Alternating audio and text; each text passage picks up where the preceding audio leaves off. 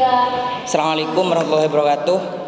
Perkenalkan, nama saya Muhammad Afandi, Prodi Akuntansi Syariah, untuk memenuhi ujian akhir semester ganjil matkul kaidah fikih. Untuk soal yang pertama, yaitu apa yang Anda pahami tentang kaidah dan usul fikih. Usul fikih adalah metodologi yang digunakan untuk mengekstrak hukum dari sumber-sumber hukum Islam seperti Al-Quran, hadis, ijma, dan qiyas. Usul fikih membantu ulama dalam memahami dan menerapkan prinsip-prinsip hukum Islam dalam berbagai situasi. Sedangkan kaidah fikih adalah aturan-aturan umum yang diterapkan dalam berbagai kasus hukum. Prinsip-prinsip yang membantu dalam memahami dan menerapkan hukum Islam dalam situasi yang spesifik.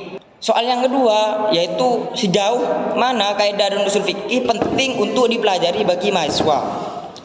Pentingnya kaidah fikih, kan kaidah fikih secara istilah itu memiliki arti aturan yang bersifat umum dan dalam masalah fikih. Nah, dengan kata lain, kaidah fikih ini bisa diterapkan pada beberapa masalah fikih secara umum. Dan mengetahui kaidah fikih tentunya saja memiliki banyak manfaat, khususnya dalam masalah-masalah fikih keislaman. Di antaranya banyaknya manfaat mempelajari kaidah fikih tersebut. Pentingnya belajar usul fikih ya dikarenakan usul fikih adalah suatu ilmu yang menguraikan tentang metode yang dipakai para imam mujtahid dalam menggali dan menetapkan hukum fikih. Nah, dalam hal ini ilmu usul fikih mengandung suatu kumpulan kaidah dan metodologis yang menjelaskan bagi seorang fikih atau bisa disebut ahli fikih tentang bagaimana mengambil hukum dari dalil-dalil atau nas syara'. Karena itu ilmu usul fikih merupakan aspek penting yang mempunyai pengaruh paling besar dalam pembentukan pemikiran hukum fikih.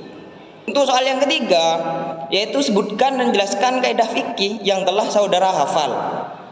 Kaidah pertama yaitu al-umuru bimaqasidiha, yang artinya setiap sesuatu bergantung pada maksud atau niat pelaku. Contoh, orang yang bersedekah tapi niatnya bukan ikhlas lillahi ta'ala, melainkan hanya ingin dipuji atau dikatakan dermawan. Nah, itu sudah tidak termasuk terhadap bersedekah. Untuk kaidah yang kedua yaitu al-yaqinu la yuzalu bisyakki, yang artinya keyakinan tidak bisa dihilangkan karena adanya keraguan. Seperti contoh, ketika kita sudah mempunyai wudhu, kita sudah mengambil wudhu, lalu ketika kita sholat kita meragukan terkait wudhu yang sudah kita punya, itu tidak berlaku.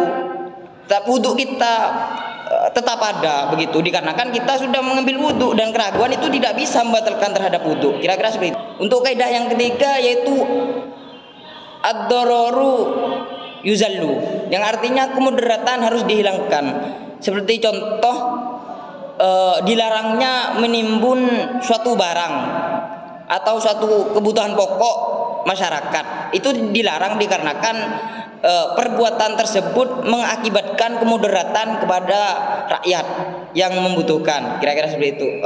Hanya itu yang bisa saya sampaikan. Jika ada salah kata, saya mohon maaf. Wallahul muwaffiq ila aqwamit thoriq. Wassalamualaikum warahmatullahi wabarakatuh.